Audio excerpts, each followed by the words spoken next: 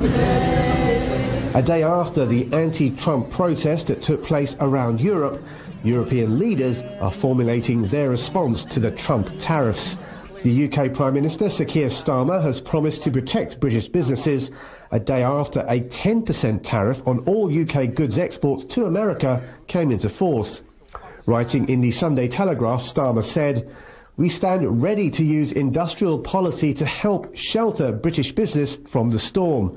Some people may feel uncomfortable about this. The idea the state should intervene directly to shape the market has often been derided. But we simply cannot cling on to old sentiments when the world is turning this fast." As well as the 10% tariffs, a 25% tariff has also been put on UK car exports. Jaguar Land Rover has already said it will pause shipments of its cars made in Britain to the US for a month, while it considered how to mitigate the cost of the new tax.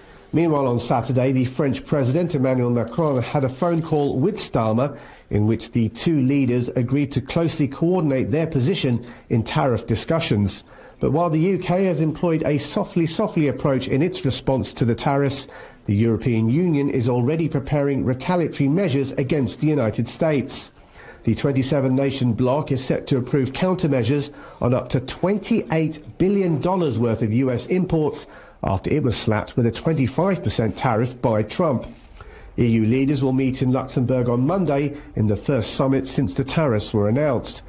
In a post on X, Macron said while a trade war was in no one's interest, the EU had to stand united and resolute to protect their citizens and businesses. Meanwhile, the owner of X and Donald Trump's special advisor Elon Musk struck a more conciliatory tone in an interview with Italy's Deputy Prime Minister Matteo Salvini.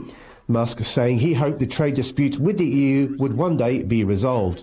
I hope it is agreed that both Europe and the United States should move, ideally, in my view, to a zero tariff situation, effectively creating a free trade zone between Europe and North America.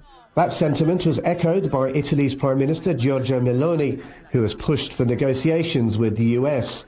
But it seems her EU partners are gearing up for a full-on transatlantic trade war and are pushing Meloni to choose a side. Rahul Pathak, CGTN.